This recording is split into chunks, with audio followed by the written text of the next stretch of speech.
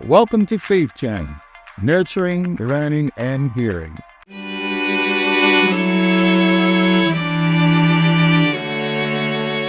I stopped working and I gave the car up. I gave up fighting God. I gave up worrying about material things. I gave up trying to figure out what was going to happen in the future. I gave up worrying about the rent. I gave up worrying about where the food was going to come from. I gave up worrying about a social life. What God did at that point was, as I gave things up,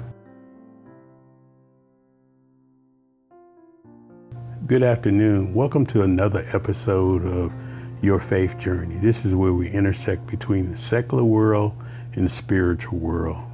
Today we have a special guest. I met him probably around about 20 years ago here in Washington, D.C., and presently he's in another state, and he'll tell you that. But right now I want him to introduce himself. I am Lionel Harris, now known as Truth. I'm living now in Charleston, South Carolina. And so, Lionel, we're covering this topic called overcoming your challenges when your hidden talents. Has there been a time in your life that you had such a huge challenge that you had to address that through faith? And if so, give us an idea what that was and how did you address it through faith? The challenges were recognizing the attitude that I had about myself, not knowing at the time that I didn't value myself very much, because I came from an influence of family as a black sheep where my value was lowered because of the lack of interest that the people around me showed in me, in my life, in my abilities and my capabilities, which caused me to have a real poor attitude.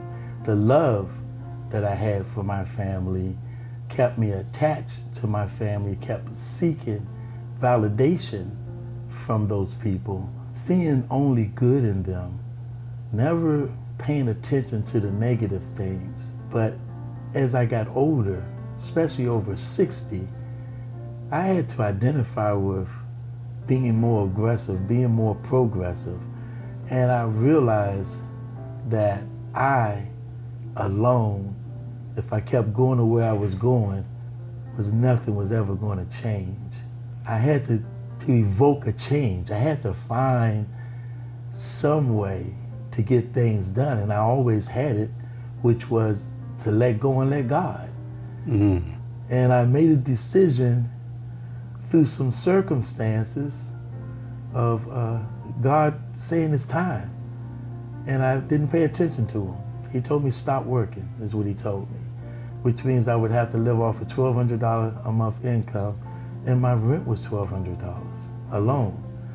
I had a piece of car that was costing me $500 to $1,000 a month alone, and I just didn't know what to do. So I stopped working and I gave the car up. And I gave up fighting God. I gave up worrying about material things. I gave up trying to figure out what was going to happen in the future. I gave up worrying about the rent. I gave up worrying about where the food was going to come from. I gave up worrying about a social life. And what God did at that point was, as I gave things up, as I sought his power, his word, as I sought the truth, the things that he revealed to me all my life through my experience with the Bible and the word of God and men and women of God who have been teaching me all my lives what I had to do in practice. As I worked on who it was that I was serving, who God was, as I tried to identify who he was, he helped me identify with who I was. He did this by me going online and looking for people who were like me. And I kept finding out that there were several people like me. And once I found people who were like me, there were people who were like me who had been through what I'm going through at that time, who had been through it for 3 years, some 4 years, some 5 years, some 10 years. As I talked to these people, they taught me tools that were necessary for me to change. One of them is called shadow work, where I learned how to ground myself. I learned how to pray. I learned how to give God the glory in my life. I learned how to thank Him and be thankful, because I learned what I was being thankful for and why. God told me that He would take care of me, and He did. And as He manifested Himself to me, I started walking away from the world and worldly things and the things that and the people that I thought were important. As I excluded myself from these things and these people, I sought the value, and I found out that 90% of the things that I gave value had none. The car, the home, the expensive clothes, the all fashion sense, all attitudes, they just started diminishing. They started breaking down. I became extremely grateful to God for what He was doing for me. So grateful that I wanted to please Him. I wanted to show Him. I wanted Him to be able to say, Lionel, I'm so happy with you. So I started giving up smoking. I gave up drinking. I gave up the social interests. As I ripped and tore the things that were me away from me, that had nothing to do with who I was in God, God wrapped His arms around me, and He held me, and He comforted me, and He led me, and He guided me. He did every single solitary thing that He told me that He would do for me my entire life. So in other words, you surrendered to God and you got intimate with Him. And when you got intimate with Him, your life changed, if I'm not mistaken. Extremely. Yes, glory to God. That's what I'm talking about. A lot of us, we say we surrendered, but soon as that chaos comes to the surface, we in it like a Tasmanian devil. We like, okay, God, hold up for a second. I got something to do. Yes. And we wear them emotions tremendously. But I like what you just said, because you knew you needed to go, but it started with you, and it's going to end with you and God when it's all said and done. I love that, man. I love that. And a lot of people in this world, they hear it and they say they know it, but the question is, do they do it? Do they do it? And what's their trigger? Because we all have triggers, but that don't mean we have to subside to these triggers. And so I'm not going to talk a hole in your head, but you got me started, man. You got me started. Right. Yeah, but let's talk about some of the talents that God brought out of you when He took you on your faith journey toward Him. The talents and the gifts I've always had, I found. And what He did was He reminded me of who I've always was. As I began to reveal to myself, as it unfolded, I identified with what it was that He had put in me, what it was that I had obtained, what it was that I had used. I thought about the love, the trust. I thought about the respect, the consideration. I thought about the attention, the attitude that I have always displayed my entire life. I thought about the intuitions. I thought about the hindsight, the foresight. Even as a 4-year-old child, I thought about the ability to interpret the things that people said and did, how to read people, how to know what to say and what not to say. I actually been reading since I was 4 and really didn't say a word till I was about 7, because I was watching people, looking at people, trying to stay a step ahead of everything that was going on. I remember getting in trouble as a child because I could watch a movie that was brand new and I knew everything that was going on. And I would sit there and tell the family what was going on, what was getting ready to happen to a brand new movie that has never even been shown before, and I got spanked and sent to bed. And didn't get to finish watching the movie, and that happened several times. So your discernment was a gift that he gave you before you even knew. You knew it was happening, but you didn't understand that gift. I had no idea. God helped me to understand that this isn't my first rodeo. This isn't my first life or lifetime, that I have been here for many, many lifetimes. I've seen many, many things. I have traveled, and I do travel daily, nightly, that I have several abilities and capabilities that were beyond my comprehension, that now are relative, that are real to me. It's incredible. Yeah, it comes to mind to me, and you can, if you feel comfortable, you can talk about it.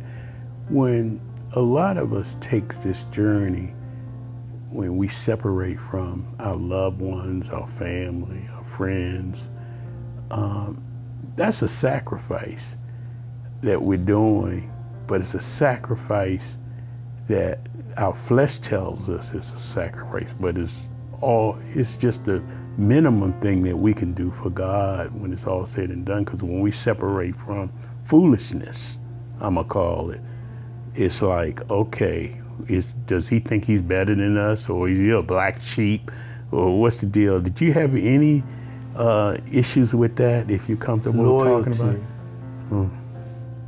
And loyalty, when it's more than a word and it really means something, it's impossible to think in any kind of way that those people that you love, that you're not going to do whatever you could do to protect them and make sure that they're good. So once you clearly make a decision that those people have to be gone, you have to fight loyalty. And if you're a real loyal person, it's not just words. It's not like a cup you could pick up and put down. It brings it brings a place, and it takes more than hours. It takes more than minutes. It takes more than days, and sometimes more than years to separate yourself, because that is you separating yourself from yourself. Say that one more time. Say that one more time. Yeah, you actually have to grab, you have to get outside of you and see you in order for you to make that change. And then you have to endure making it. You have to endure knowing that these people are alive. My grandchildren, and if you look at anything, any device, pictures of them are still everywhere I go. I've got memories, pieces of them, clothing, toys that I still look at every single day. But as far as I'm concerned, they're actually gone. And it's not that I love them any less. I still love them more now than I did before. But anything that's going to separate me from the love of God got to go. That it sort of like reminds me of when God gave his only begotten Son in order for us to live a good life, that we wouldn't have to suffer through no matter what goes on. We were going to be okay because he guided us. And he gave us a perfect example of the sacrifices sometimes we have to make for our loved ones, because sometimes we have to love them from a distance. But we got to continue to love them, but we got to love them differently, not with the love that sometimes we equate as love. We got to love them in our heart, in our spirit, in our soul. You brought me to the point where I have to clearly state that the demonic control that was over my life, I was totally clueless. The binds, the lack of choices, the lack of interest. Say that again, the lack of choices, wow. The lack of belief in myself, the misunderstandings. I had no idea. And until I gave myself to God and he started ministering and working with me, where he uncovered my eyes and made it possible for me to see. And what I realize now, I don't need my eyes open to see anymore. And that was the difference, because that's when I really got to see the people that I love for whom and what they were. And I could see the demonic control, and I could see that they were hopeless, that they are not capable of not only of identifying what the control is over their lives, but how they were hurting me. Because as much as I love them, I know they love me. But I like them, or them like me, had no idea of that demonic force. It took the commitment. It took the commitment to who? To God. Yes. And the sacrifices that I made to make God smile and be happy with my life, for me to earn the right to say that God truly, truly blessed me with comprehension and understanding. It's almost like he gives us a third eye to see the unseen. And that unseen is good, because going through the separation from your loved ones, that could be, depending on where you're at, that could be extremely painful. But God, he loves you so much, he reduces that pain and say, I got you. I got you. No matter what, I got you. Pain, I talked to Curtis about this a little while ago. To me, pain is like anger. It's like fear. Pain is like jealousy. Pain is like envy. I'm not sorry about anything anymore. If I hurt your feelings, your feelings are hurt, because I'm not a sorry person. I'm a brilliant person. I'm a capable person. I'm a loving, kind, and generous person. Ain't nothing sorry about that. I do the things I do, and I'm compelled to do the things I do because I speak in truth and I am truth. I am seeking truth still. That's how you led off this broadcast. You said, my name is Truth. Yes. My government name is one, but the name that God gave me was Truth. My government name is Lion. It's Lionel, which means little lion, and that lion stood 4 feet on the ground at all times. And that's where I got the strength and the power to be the tool and the source and the spiritual source that God is using right now to fight demonic forces. I was built for God's glory. He knew the plan before you knew it. God told me that I chose this life, and then he showed me that I chose. I chose the family. I chose the wife. I chose the neglect. I chose the abuse, because he showed me what I needed to do, and I picked the training. That's powerful. That's powerful. Well, Lionel, I just want to let me correct that. Truth, I want to thank you for agreeing to do this interview. And as always, we tell people that listen to this broadcast and view this broadcast, if you want to have a deeper relationship with Christ, we have some resources called yourfaithjourney.com. Visit that website. There's devotions, there's Bible lessons, there's all kind of resources to strengthen your relationship with Christ, if you want it. We're not pushing anything down anyone's throat, but we know in what we do on this broadcast, we highlight individuals and people who are basically taking their faith journey, but they know the essence of Christ has changed their life to be a better person every day that they wake up. God gives them the opportunity to be better than they were the day before. And And with that being said, as always, I want to bless everyone and wish you a happy Father's Day out there, the ones that's fathers, because you probably won't see this broadcast until after Father's Day. But happy belated Father's Day to each and every one of you guys out there. And you stay blessed. Peace and blessings. We'd like to express our gratitude to our sponsors and donors for supporting the Faith Journey podcast. Thank you for tuning in. May you be blessed and continue to smile. Until we meet again.